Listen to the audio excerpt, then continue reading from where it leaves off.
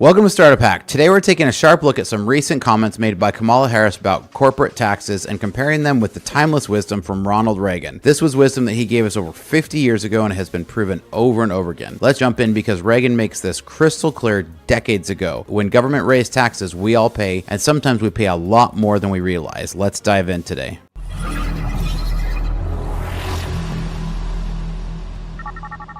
All right, welcome to Startup Hack. I'm Spencer Thomason here at Startup Hack. We'd love to train software developers in our license coding boot camps and build custom software solutions for companies. I do a lot of work as a fractional CTO. With over a decade of executive leadership and a solid 25 years of software development, I've mastered the art of transforming technology teams and products. All right, so let's face it, Kamala's recent push for raising corporate taxes is not anything new. But what she might not realize is that Reagan dismantled this logic over half a century ago. I'm not talking about a decade, half a century ago. His approach was straightforward. The government isn't the solution, it's often the problem. Today, I'll share why raising corporate tax rates hurts everyone and explore how Reagan's timeless advice has held up and proven true. Now, Kamala talks about fair share and billionaires paying up, but Reagan has a much clearer view. Every dollar in corporate tax isn't paid by corporations, it's paid by us. Reagan's classic line, every tax on business is just part of the cost of production, and the customer winds up paying it. It's a hidden sales tax on everything we buy. The more government taxes businesses, the more we feel in higher prices. And if you think that's bad, well, Reagan warned us 50 years ago. Now, when the government raises corporate taxes, businesses pass that cost down the line. This means that when you're buying a product, you're also paying for those extra taxes layered into the price. It's a burden on families, especially those who can't afford it. Reagan understood that every dollar taken from business actually hurts consumers. And here's the irony. By targeting big business, the government ends up hurting the little guy the most. Now, Harris urges that corporations aren't paying their fair share. And we'll listen to her here in just a second here, because I don't want you to think I'm taking it out of context. But who defines fair share? Ronald Reagan believed that government limit on taxation was essential to economic health, and this is proven time and time again. He famously said, the government can't tax business, it can only tax people, because businesses pass taxes on to us. Higher corporate taxes are essentially higher living costs. Harris's plan, it's financial boomerang that lands squarely on the American families. So when you hear her say that she's fighting for the middle guy, if that were true, she would not be trying to tax corporations. Raising corporate taxes may sound like a solution to the deficit, but history has shown it doesn't work. Don't believe me? Go look at the Carter administration, which Reagan was working to clean up. Reagan argued for lower taxes to stimulate growth, not just for corporations,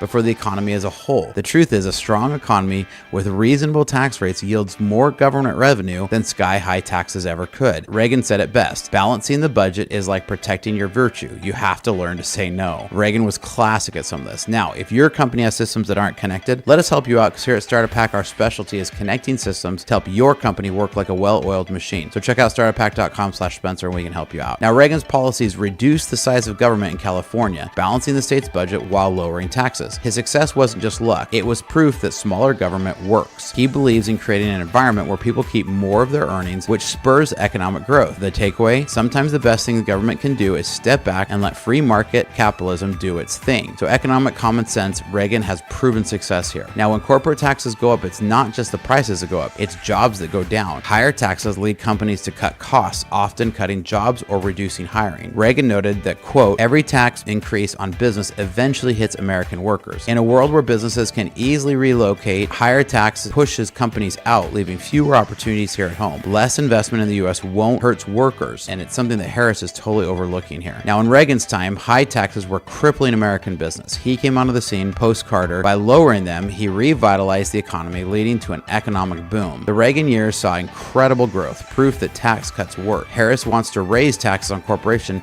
but Reagan's playbook shows that cutting taxes makes America more competitive. In Reagan's own words, quote, we tripled our troubles, we're still better off than any people on earth. So Reagan's tax cuts revitalized America. Now, it's not just mega corporations that bear the brunt of corporate taxes. Small businesses, the backbone of America, also feel the pinch. Reagan understood that small businesses power local economies, create jobs, and fuel innovation. Higher taxes hit these small businesses, and I can definitely attest to this. Higher taxes is going to mean that I can hire less. When corporate taxes raise, it's not the billionaires who feel it first, it's the small business owners on Main Street. So Reagan's policies were about empowering individuals, allowing everyone a fair shot at the American dream. And let's talk about the American dream. The American dream never has anything about handouts. It has to do with government getting out of the way and people being able to work from nothing up to something. That's what the American dream is. He famously joked, the 9 most terrifying words in the English language are, I'm from the government and I'm here here to help. Lower taxes gives people the opportunity to pursue their dreams without government interference. By keeping corporate taxes low, we keep more money in the pockets of the consumers and the economy thrives. Reagan knew this, and so did economists of his time. Harris may talk about fairness, but economics does not work on feelings.